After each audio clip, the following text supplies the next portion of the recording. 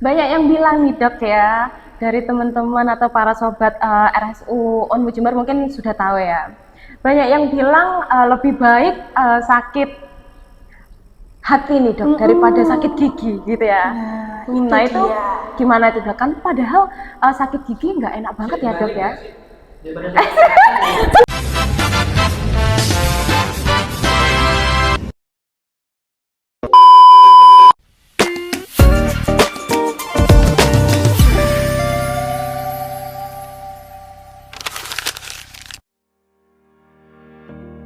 Assalamualaikum warahmatullahi wabarakatuh.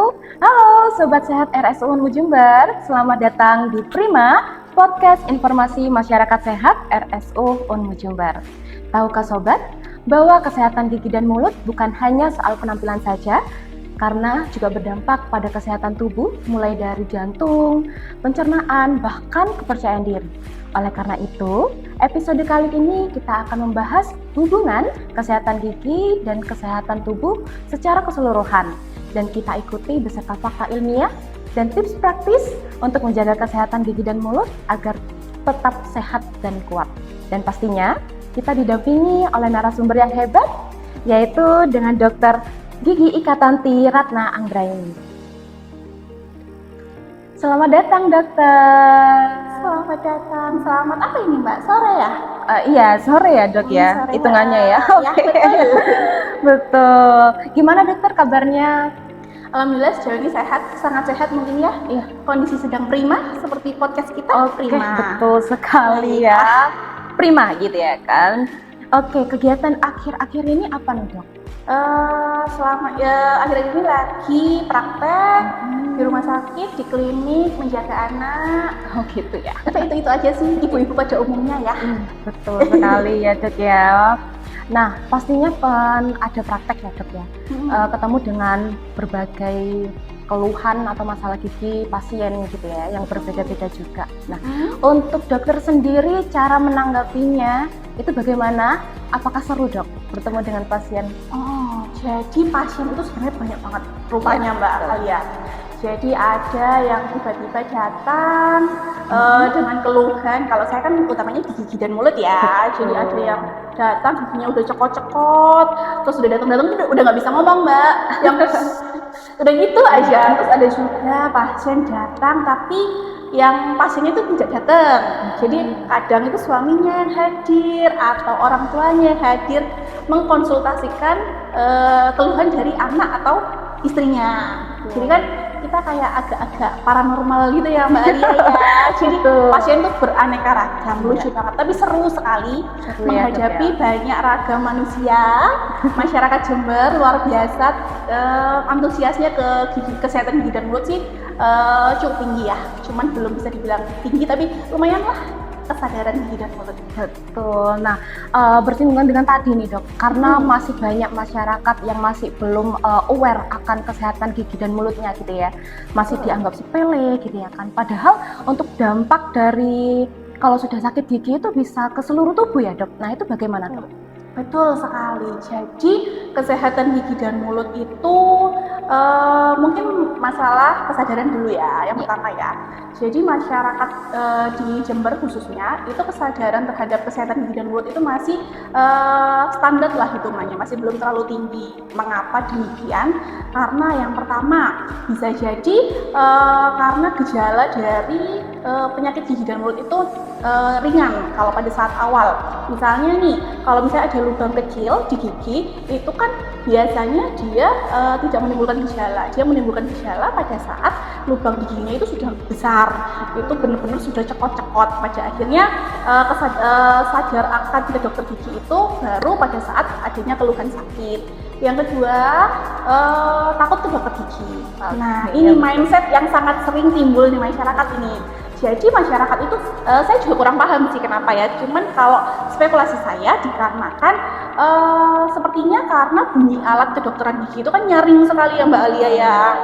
nyaring sekali, pada akhirnya pasien-pasien itu rata-rata takut untuk ke dokter gigi. Padahal sebenarnya cuman bunyinya aja yang serem. Tapi kalau saat kita tindakan ke gigi pasien itu sebenarnya tidak ada keluhan sakit sama sekali, kecuali di saat giginya itu memang udah cepat-cepat baru ada keluhan. Gitu. Jadi pengaruhnya kesehatan gigi dan mulut terhadap seluruh tubuh ada banyak sebenarnya Mbak Alia. Jadi yang pertama misalnya ke penyakit kardiovaskuler. Misalnya nih ada lubang di gigi, lubang yang cukup besar. Pada akhirnya kan sebenarnya gigi dan mulut itu merupakan port the entry atau jalan masuk utama di mana makanan, bakteri ke seluruh tubuh. Jadi kalau ada lubang gede banget, pada akhirnya bakteri itu akan rentan masuk ke tubuh, ke lubang itu sendiri, kemudian masuk ke pembuluh darah. Setelah itu, dia akan menghambat aliran darah dikarenakan adanya penumpukan di pembuluh darah tersebut. Kemudian karena terhambat ada pembengkakan. Setelah itu jadi adanya kemungkinan terburuk nih ya, misalnya bisa jadi stroke kayak gitu. Jadi sebenarnya mereka tuh ada hubungan dua timbal balik sebenarnya, nggak cuman dari gigi ke jantung tapi juga jantung ke gigi. Terus yang kedua misalnya apa ya, diabetes ya. Jadi kalau diabetes itu sendiri, kalau diabetes itu kan misalnya kita cabut gigi, penyembuhan luka dari pasca pencabutan itu sendiri akan lama sembuhnya dikarenakan ada penyakit diabetes.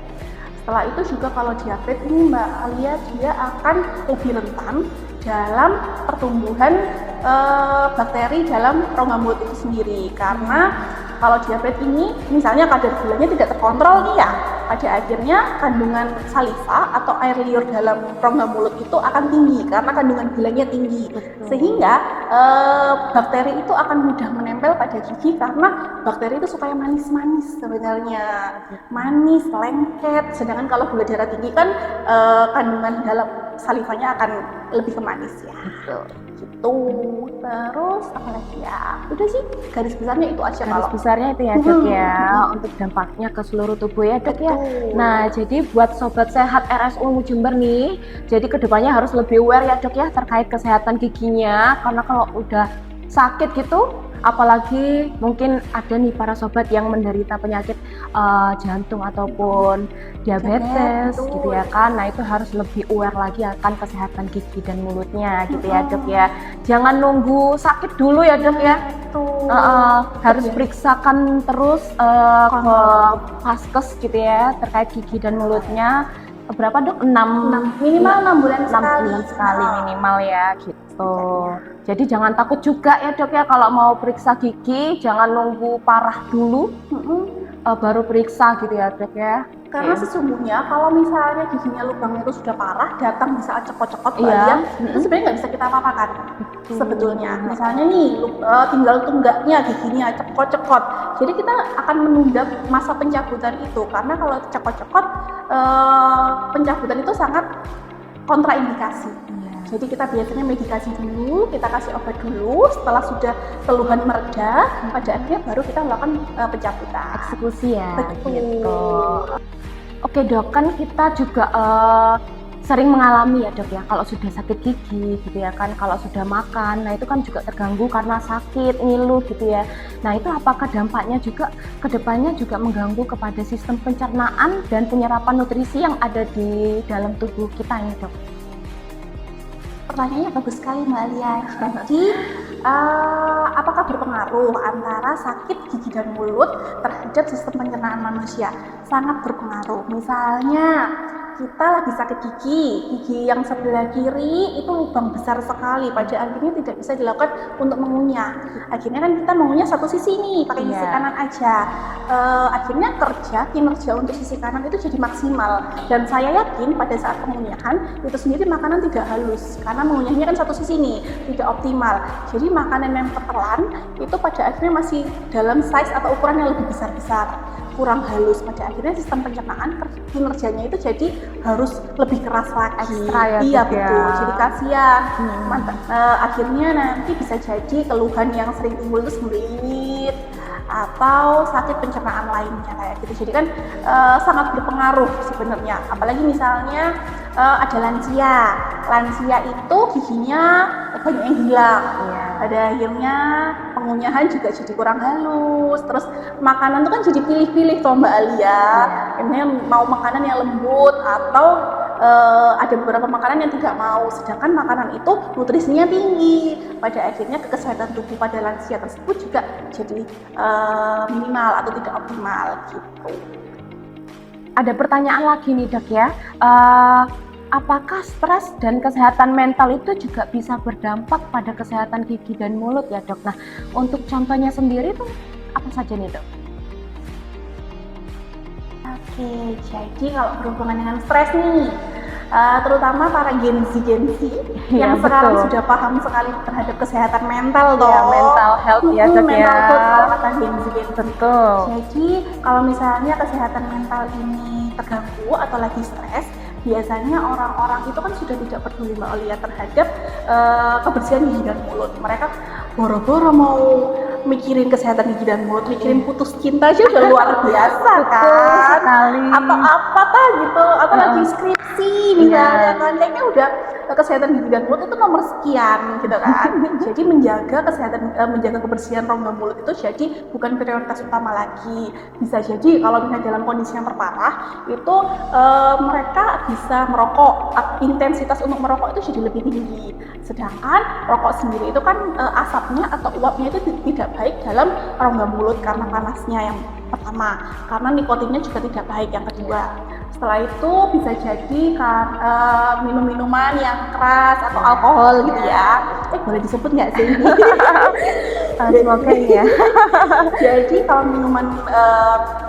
minuman yang tidak baik itu kan juga berpengaruh terhadap kesehatan gigi dan mulut. Itu contoh paling seringnya lah. Jadi kalau saran saya sendiri, kalau misalnya memang ternyata sedang depresi atau stres, kalau bisa kita sambil dengan tetap memperhatikan kesehatan tubuh kita, tidak hanya gigi dan mulut, tapi kondisi tubuh kita yang secara umum ini juga harus diperhatikan. Karena kalau kita semakin down, pada akhirnya kondisi stres kita itu juga akan semakin meningkat. Kalau misalnya tubuh kita juga lagi rentan, gitu sistem imun juga perlawanannya juga tidak maksimal. Gitu.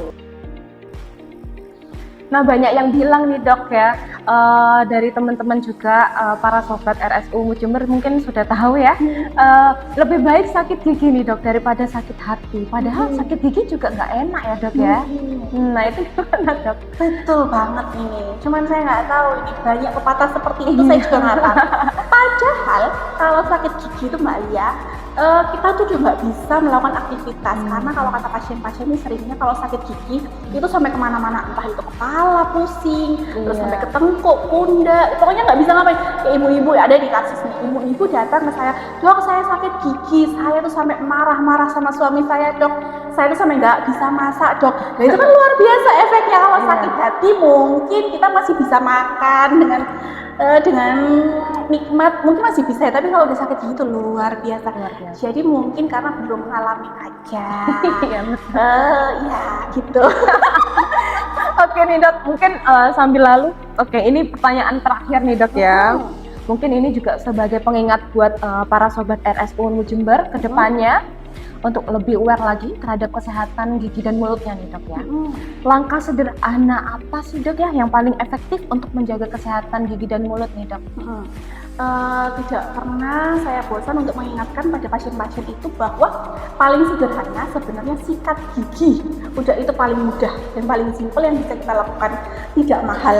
Jadi kalau sikat gigi itu setidaknya minimal 2 kali sehari, yaitu waktu yang tepat adalah setelah sarapan sama sebelum tidur. Itu yang paling mudah. Kemudian kalau bisa minimalisir makan makanan yang manis dan lengket, karena itu adalah makanan utama dari bakteri-bakteri di rongga mulut, bakteri yang bisa menyebabkan lubang di gigi atau karies kita menyebutnya. Setelah itu kalau misalnya kita lagi di luar nih, lagi jalan-jalan, lalu lagi makan makanan yang lengket atau manis, saya tidak pernah melarang, boleh tapi jangan terlalu banyak.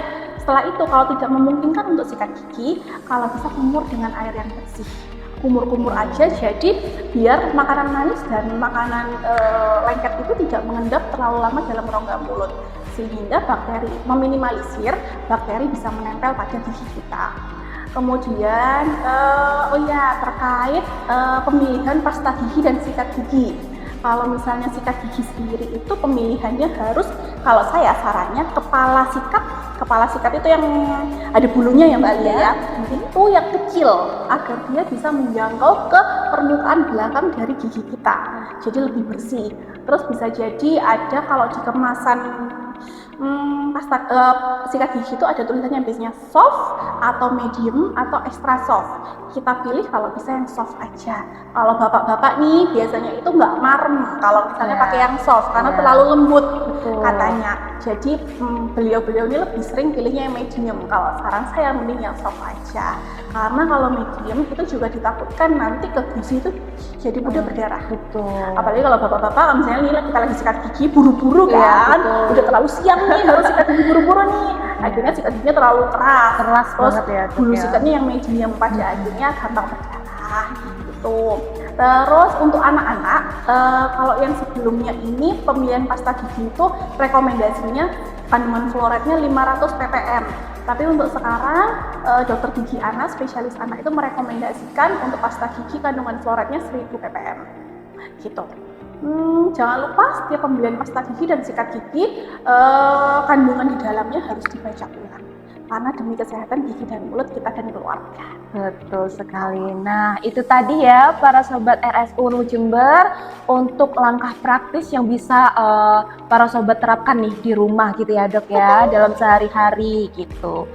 Oke, Sobat Sehat RSU Unmu Jember, dari obrolan tadi kita bisa memahami bahwa kesehatan gigi dan mulut bukan hanya soal estetika saja ya Dok ya, tapi juga menjadi bagian penting dari kesehatan seluruh tubuh gitu ya Dok ya. Dengan kebiasaan sederhana nih ya Dok ya, yang tadi dengan sikat gigi 2 kali sehari, lalu juga jangan lupa kontrol ya Dok ya, secara rutin 6 bulan sekali gitu ya Dok. Nah itu bisa diterapkan juga oleh para sobat sehat RSU Unmu Jember di rumah gitu ya. Oke, buat sobat sehat RSU Unmu Jember, jangan khawatir, periksakan gigi dan mulut, bisa langsung saja datang di RSU Unmu Jember karena kita juga melayani ya Dok ya. Mungkin nanti bisa bertemu dengan Dokter Tanti ya kan di sini gitu Dok. Untuk Dokter Tanti sendiri jadwal prakteknya di sini setiap hari apa dan jam berapa nih Dok? Saya sekalian promosi sedikit ya Boleh Mbak Lia ya, mumpung gratis nih. Jadi untuk praktek saya di Rumah Sakit Unmu Jember itu ada di hari Senin, Selasa, dan Jumat. Kalau saya shiftnya ada di sore, ada dokter gigi ikatan saya selaku dokter gigi umum. Cuman saya promosikan juga untuk pelayanan gigi dan mulut di rumah sakit umum itu ada banyak.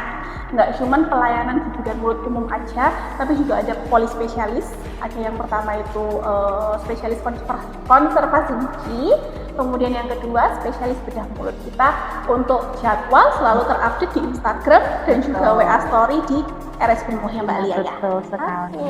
Nah mungkin sambil bisa dipantengin ya untuk para sobat untuk semisal nih mau periksa giginya dengan dokter Tanti gitu ya untuk periksakan gigi dan mulutnya. Oke, nah dengar-dengar di sini juga ada promo ya Dok ya, promo scaling gigi. Nah itu gimana ya Dok? Betul, jadi untuk promo scaling gigi atau pembersihan karang gigi kita sejauh ini ada promo untuk khusus Ramadan, menyambut Ramadan, dan mungkin akan berlaku 1 bulan ke depan. Jadi jangan lupa untuk kontrol rutin. Kalau misalnya memang belum pernah pembersihan karang gigi, boleh konsultasi dulu aja. Siapa tahu takut nih Mbak Lia ya, karena belum pernah kunjungan ke dokter gigi. Kami melayani konsultasi dulu aja, nggak masalah. Tanya-tanya kesehatan gigi dan mulutnya dulu, baru kita periksakan, baru tindakan, itu boleh sekali. Jadi misalnya mau ke dokter gigi, Dok saya mau periksa, keluhannya apa? Jangan pernah ragu kalau dia bilang, nggak ada Dok, saya nggak ada keluhan, cuma mau periksa aja. Itu sangat baik, sangat normal. Banyak kok pasien yang kayak gitu. Melakukan kunjungan hanya untuk konsultasi itu hal yang wajar. Jadi jangan takut, untuk promo-promo lainnya kita masih banyak, pantengin terus aja di Instagram kita, dan juga melakukan kunjungan langsung ke Poligigi RSU Unmu Jember. Oke, jadi buat sobat RSU Unmu Jember jangan takut-takut lagi ya untuk periksakan giginya, bisa langsung datang di RSU Unmu Jember. Karena masih banyak promo gitu ya kan terkait pemeriksaan gigi ini, mungkin bisa dipantengin terus di IG kami Dan jangan lupa ya teman-teman untuk follow sosial media kita, ada di pojok kanan bawah video kami. Nah itu bisa di follow, dan mungkin nih dari para sobat ya, jika ada pertanyaan gitu ya Dok ya, dan maupun topik atau ide pembahasan lainnya yang bisa kita bahas lagi gitu ya di episode selanjutnya mungkin, nah itu bisa langsung saja tulis di kolom komentar yang ada di bawah. Oke. Wah, terima kasih banget ini ya Dok ya atas kesempatan dan waktu yang udah diberikan. Sudah datang di podcast kami, podcast Prima ya. Gimana perasaannya dokter? Terus ini podcast ke berapa kali ya? Baru kedua. Kedua ya. Betul. Jadi semoga semakin kedepannya bintang tamunya, narasumbernya juga semakin seru lagi ya. Amin. Semakin banyak yang berminat ya. Betul sekali. Oke, sehat selalu dokter kedepannya. Oke, dan juga terima kasih banyak kepada Sobat RSU Unmu Jember yang sudah menonton podcast ini mulai dari awal hingga akhir, dan sampai jumpa di episode selanjutnya. Bersama RSU Unmu Jember, layananku ibadahku tulus dengan sepenuh hati. Prima, dari kita untuk hidup lebih bermakna. Wassalamualaikum warahmatullahi wabarakatuh.